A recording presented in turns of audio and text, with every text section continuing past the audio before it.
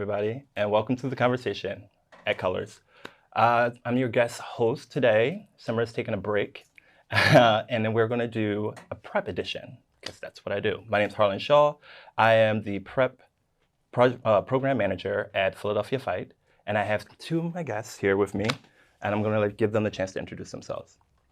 Hello, my name is Kevin. My alias is Venom. And just a little background on what I do. I've worked in HIV research, therapeutic and prevention with the University of Pennsylvania as well as Columbia University for about 8 years. I'm also a content creator for on OnlyFans. On top of that, I've written a book called A Life of Lust, Memoirs of the Porn Star. And I've been doing a lot of community work with people living with HIV. I'm Naima. Hi, everyone. I use she, her pronouns. I'm the trans rights organizer with the ACLU of Pennsylvania. I'm the co-chair for the University of Pennsylvania Clinical Trials Unit Community Advisory Board, and I'm a lifelong community advocate here in Philadelphia. All right, thank you guys. Thank you for joining us. So one thing that you both have in common is that you have experience in like the sex work or sex trade. Right. Naima, I'm going to let you start. Where are you? Tell us some more about your work that you're doing right now. So some work that we're covering at the ACLU of Pennsylvania is we're working to decriminalize sex work. And we ideally would love to make Pennsylvania a state that really recognizes sex worker rights. But we know that it's a long hill battle to get there. So we're focusing here in Philadelphia, working to decriminalize sex work related offenses, also normalizing sex workers by destigmatizing who we are and the type of work that we do. That's great. That's great. Now, for the average Joe that is listening, they hear decriminalizing sex work and they're like, oh my God, what is going on? What does that mean? So what is it, breaking it down in like layman terms, what would that look like? I mean, there's many ways that we could decriminalize sex work. And the first thing that I would say that we need to do is stop charging people for engaging in sex work. I mean, right now, prostitution is against the law, and that's one of the charges that folks are charged with. We also have loitering, obstruction of highway, and many times police officer trump charges. So what we're seeing here in Philadelphia is the district attorney taking a stance and saying in 2018 that he and his office will no longer prosecute for prostitution charges. But we know that folks are still being stopped, harassed, and also arrested and charged with loitering, obstruction of the highway, just for engaging in street-based sex work. So ideally right now, it would be decriminalizing the offenses and then working to normalize by destigmatizing the engagement. That's great. And that's part of the goal here is to like normalize sex. Like we all do it. We all have our kinks and things like that. So the more we talk about it, the more normal it gets. Now you, Kevin, you're on the legal side of sex work, right? So let's tell us more about your experience as a porn star. So, legal side of sex work. Because Pennsylvania still has rules about engaging in sex and trade for compensation or anything like that. So I've worked with companies outside of the city or the state of Pennsylvania where, you know, everything was legit. Like we signed release forms. I put my government name on the document on the W-9. I received checks in cash as an exchange for it. And this is all filed so that that owner of that production can pay their taxes. So for me, it's still stigmatized, but I'm not at risk of like getting handcuffed and thrown in jail with trumped up charges. So for me, it's been really freeing. It allows me to really express myself sexually and not have to worry about somebody over my shoulder. And get paid. And get paid. Yes. So this question's for both of you. What advice would you give someone who's interested in starting into the sex trade? Well, I mean, so for me, as a trans person, my first introduction to sex work was street-based. Folks were, especially elders in our community, they knew that the systems weren't set up to support us. So at that time, you know, getting a job and getting respected with your proper pronouns, or utilizing a name that wasn't the lawful name that you had on your ID, but it was the name that you went by. So sex work for me at the time when I started to engage with street-based sex work was a survival tactic because I needed to take care of myself, right? And it was the only way that I could do that because the school system failed me. So without my education, I really couldn't get a job. Right. Without that job, I couldn't put housing, house over my head, or food on my table, or clothes on my back, or medication in my system, right? So it's a difference in today than it was when I started street-based sex work back in the days, right? But I think it's an informed decision that you make, right? And I think that folks taking control of your engagement, taking control of your opportunities to healthcare is really ultimately where I would want people to think about when they are engaging or thinking about engaging in sex work. I mean, you make a lot of money, right? Right. And also thinking about your future, right? Because you don't get a 401k in the non-traditional sex work kind of thing. So saving for your future. So thinking about what you're going to do in the now and getting activated into organized or non-traditional sex work industries. And also, what are you going to do to prevent the chances of health scares, if you may? Okay. I'm glad you brought that up. We're going to get a bit more into that in a little bit. Kevin? So I love what you said, Naima, making an informed decision, knowing as much as you possibly can. I'm just going to be honest. I'm a little bit jealous because I know that my trans sisters make way more money than the guys, and I'm not talking about on camera because there's a lot of guys. I was one of them. I don't like to do it, but like it wouldn't be street-based sex work, but there's a lot of websites that I can go on and put up an ad, and somebody be calling me. And in those situations, like, you guys just make more money. So, but the flip side to that is, so even with that, the next thing that you said that I really like is that, you have to consider our bodies are good, but for so long, and eventually we're going to need something to fall back on. So if someone is entering into that, like, that's one of the most important things to think about is your health, your financial stability later on. It would be so smart if people would go and talk to someone who knows or who has done it, so that way they won't squander all their money, get educated. Like we've had, you said so much that was just so good. Because like with the education, with healthcare, with all of those different things that back in the day we couldn't step up and get. Now we have some types of things, resources and services that help us out a lot more, but it's still an uphill battle. Yeah. So if I was to give advice to anybody, it would definitely be make an informed decision. Talk to as many people as you can. If someone doesn't give you information, go to the next person. And that's regardless of if it's street-based or online, or if you have a connect, regardless of what it is, get as much information as you can and be safe. Now, based off of your experience, your personal experiences in your industries, what do you think is the biggest health concern for the population, for you, like the trans community? What do you think? I just think the concern is the harm, right? Because sex work is so criminalized, it's stigmatized, and people are ill-informed or misinformed about those who engage in sex work.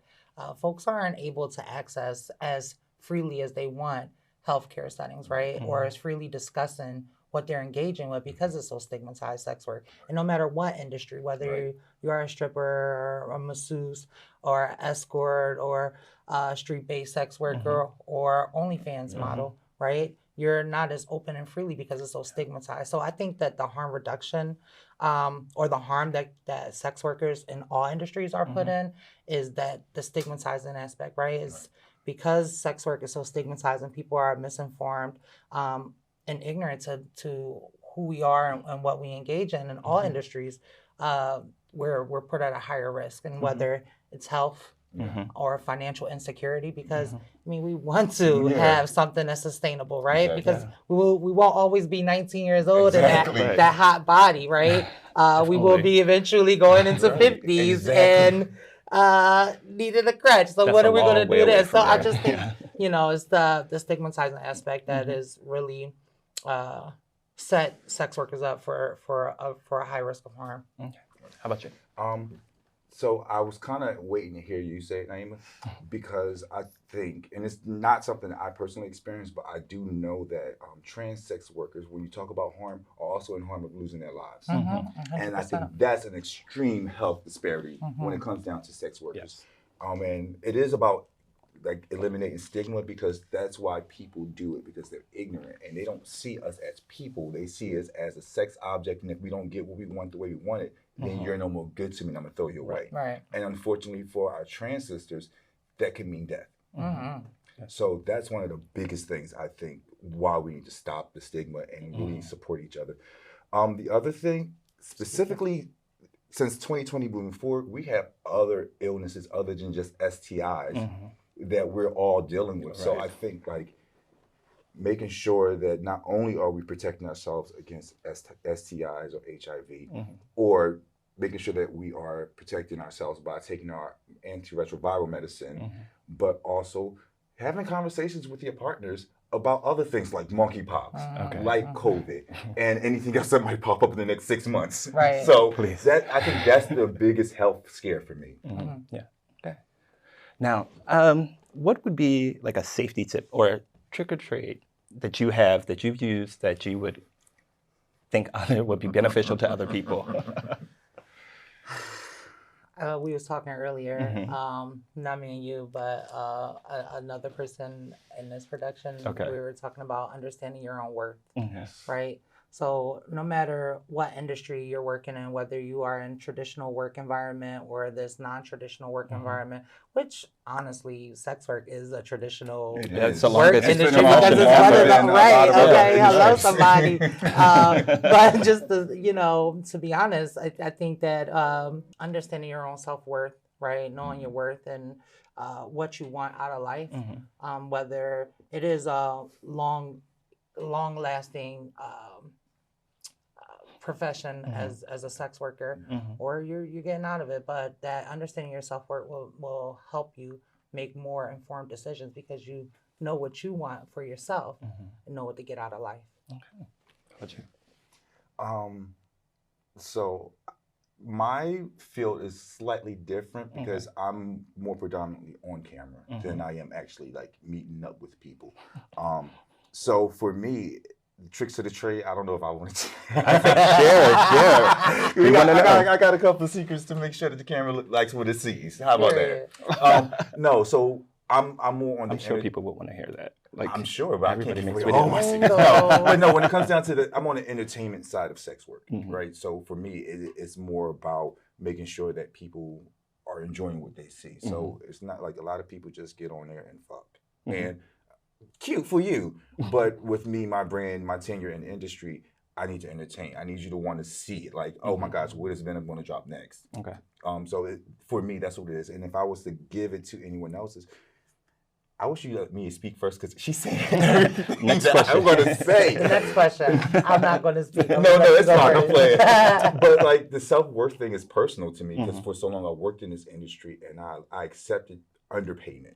I accepted someone telling me, oh, this is the only thing I can do for you, and made me fall into these little parameters. But now as a realized grown adult, I know I am worth so much more. And that if you can't meet me where I want you to meet me, then we're not going to meet.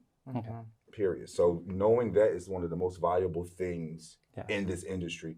Because people, again, they don't value our bodies the way we do. No. So if it was up to them, they'll throw $5 at us. If it was up to them. And in their mind, they can replace you easily, right? Yeah. And they think that they're entitled to us. So your self-worth and having ownership of yourself is the best thing you could do. Yeah. All right, I'm going to start with you. What is one thing that you could change if you could go back in time and change it? From your experience, what would you change?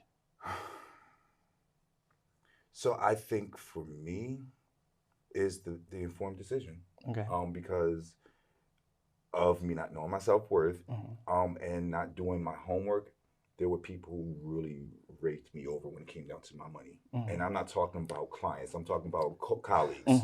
Raped me over. Yeah. Supposed friends raped me over.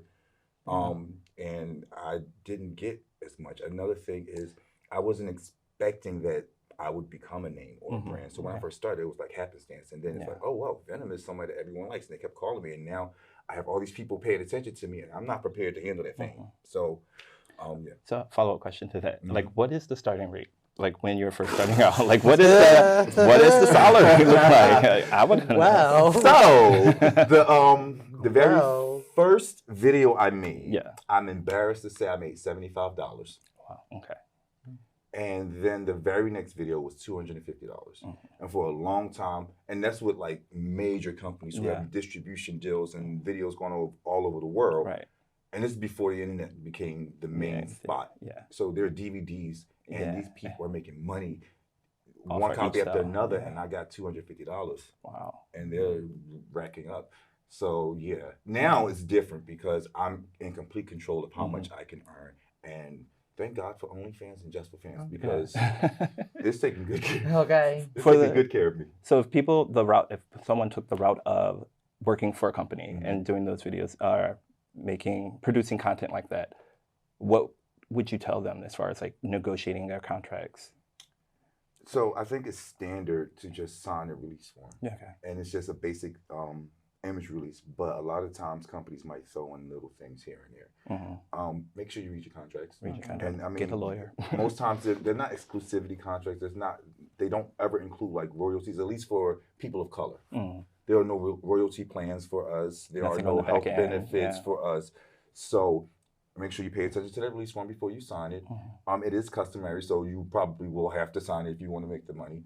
And negotiate. If they say something that you're not happy with, again, meet me where I am or not at all. Okay. Now, if there was something you could go back in time and change about your experience, what would you change? So I wouldn't change anything because but for that, I am here today. So I was able to learn and grow into the woman that I am. So, I mean, it's all a learning curve, right? Yes. All an education curve. And I had my first shoot, if you may, photo shoot. I was underage, right? And they paid me $100 and they posted my pictures online and made money off of it.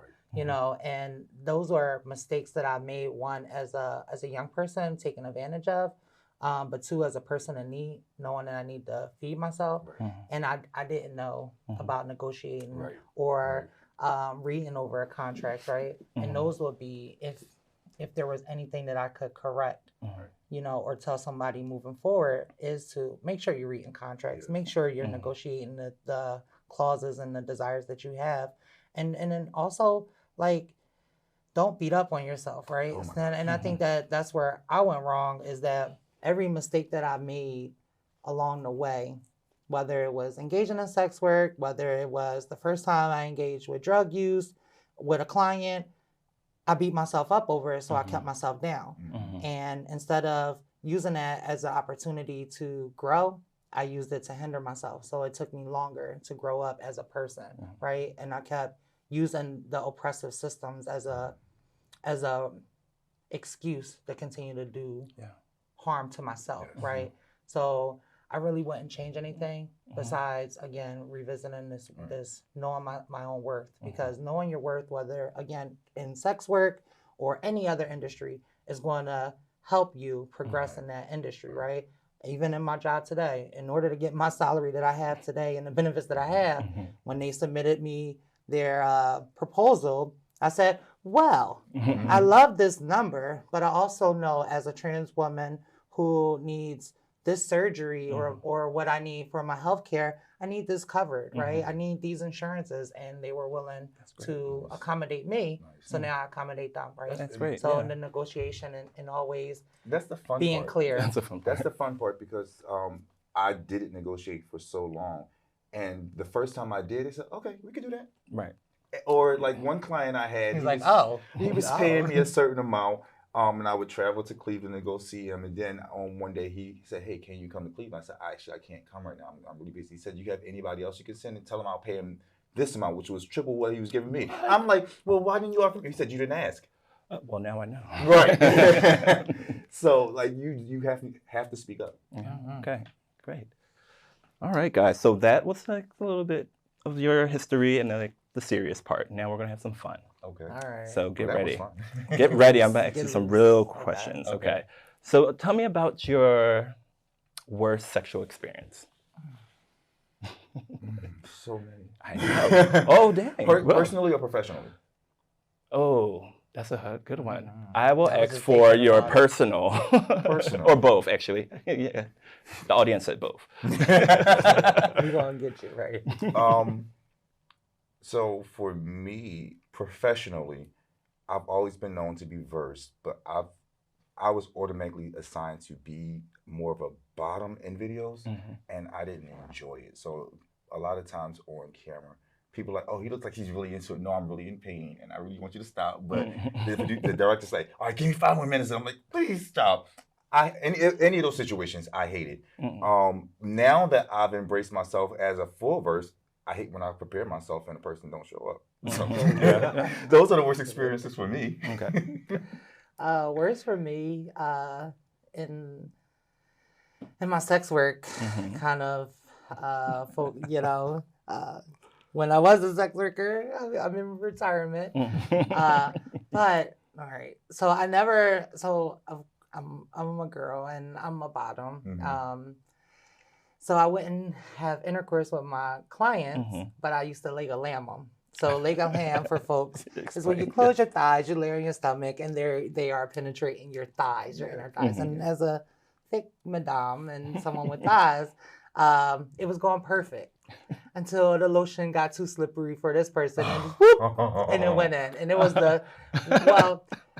so it was the worst experience because I didn't want to do it with this person, because my body is my temple, and at that time, I was beginning to learn my worth. I was like respecting myself more, no, you're not getting inside of me. And it went inside, so it was like, it took you off guard, that sphincter just like stretched, and it was like, boom. So that means, Oh, God. I'm sorry, you asked. I asked, I mean, exactly. I'm just giving it to you. But yeah, that was the worst. Yeah. That was I understand. Yeah. So tell me about an obsessive fan or client and how you dealt with that. Those situations can get scary. Because where I am in my career, more people know me and know what my body looks like than I will ever know what their face looks like.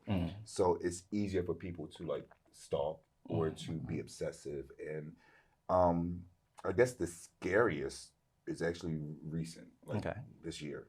It was somebody that knew who I was. We hooked up on Jack one time, and that was it. He texted, but I got what I needed from that situation. It wasn't the best, so I just let it be. Well, for me anyway. One day I'm filming my show. I had like 2 guests in my room. My assistant was there. My godson was there. My mom was in my place. And as we were leaving my apartment, this guy is standing in my building downstairs. And this isn't like an apartment, like a complex. This is like an old home converted into units. So he's just standing downstairs randomly and hanging around. I'm like, yo, why are you here? And I saw him like 2 more days just hanging around my neighborhood.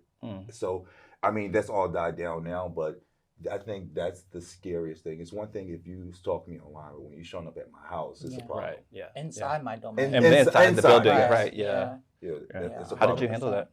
I confronted him because he hit me up on Jack a couple of days later because he saw me going in the store. He's like, hey, you want to match? No. You're weird. That's weird. No, bro.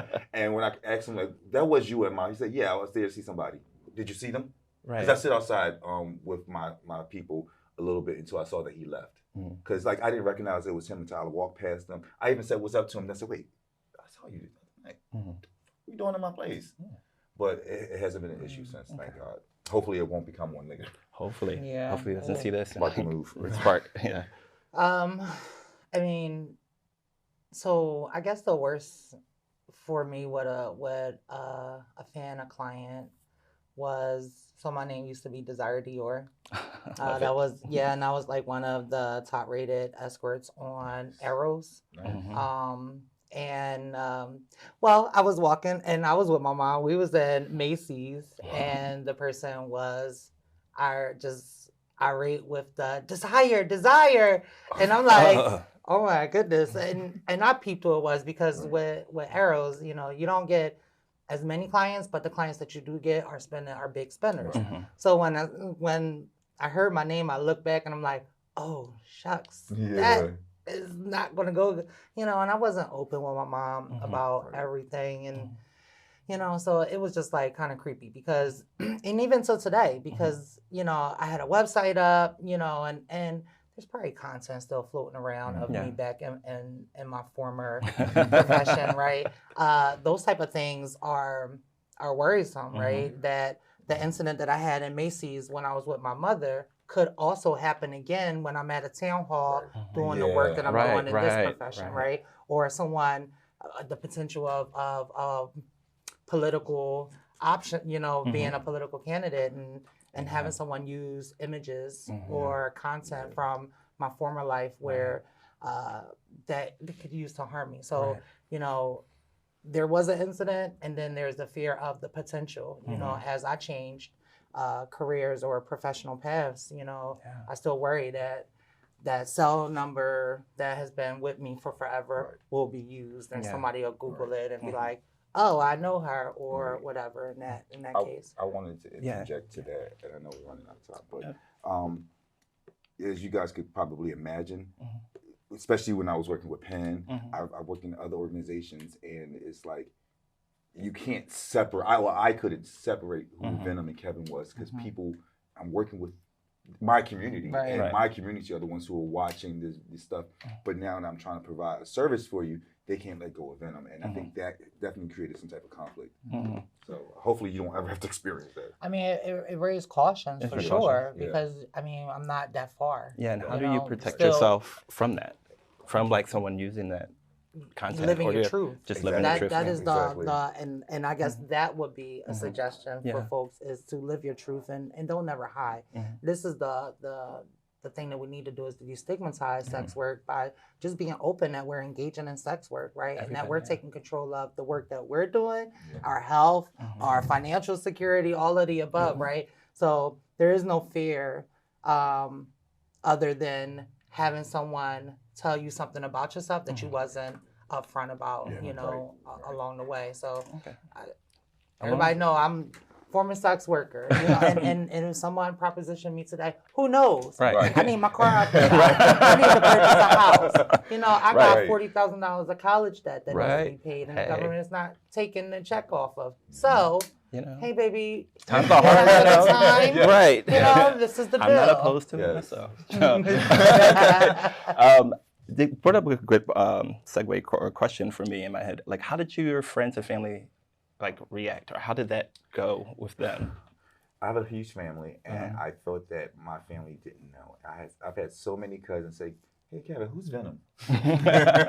A straight cousin of mine lived down in Miami, and I took a trip down there. I said, "Hey, let's connect and go grab a drink or smoke or whatever the case may be." And we're walking, can't remember the main strip in South Beach, and we're walking by a couple of clubs, and everyone's still wearing their masks, and it's a gay club, and I didn't want to out myself to him. So I'm like, let me put my mask on, put my head down. Hopefully nobody had noticed me. He's like, "Cuz, why you doing that? I know you, Venom." Everybody know you, Venom. He's the first person that actually told me that the entire family knows. Wow. And they're cool. Okay. Wow. That's great. How about you?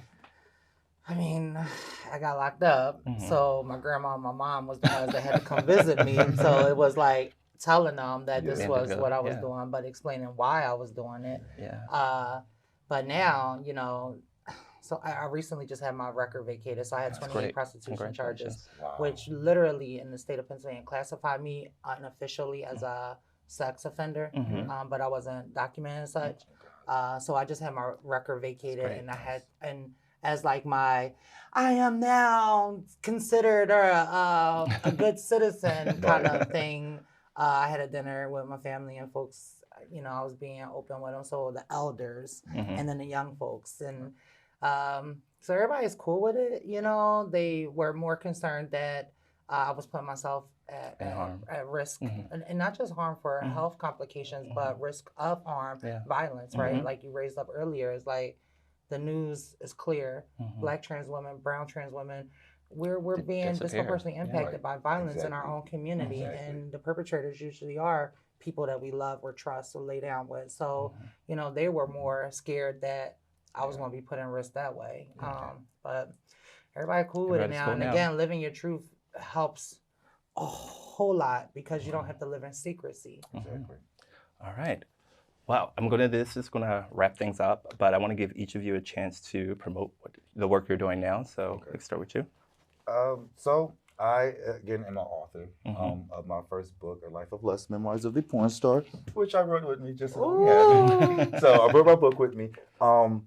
This is an ongoing journey. It's fun. I'm doing like readings and signings and Q&As and having some real discussions. I talk about my HIV status. I talk about family. I talk about church and porn. All of that is in here. So we get to have a very wide spectrum of conversation from that. And then my content creation on OnlyFans /KYNGVYNM. Please subscribe. And you'll see me around. I'm doing a lot of stuff right now. How about your name? So I'll just, suggest that folks go follow me on all social media platforms at NAIYMAHSANCHEZ, Naima Sanchez. That's on all social media platforms. And if you're interested in being a part of the ACLU Sex Work is Work Steering Committee, you could visit any of my social media pages, and there's a link for you to fill out an interest form. If you want to be a messenger, just connect with me directly. We will set you up, get you all set. So you can tell your story, live your truth, and help us destigmatize sex work so we can decriminalize sex work-related offenses. Thank you. And we'll include both of these guys' Instagram at the bottom of the, somewhere in the caption or somewhere. But thank you all for joining us today in the conversation. And I'm hoping you guys learned something from it, as I did. And see you later. Bye.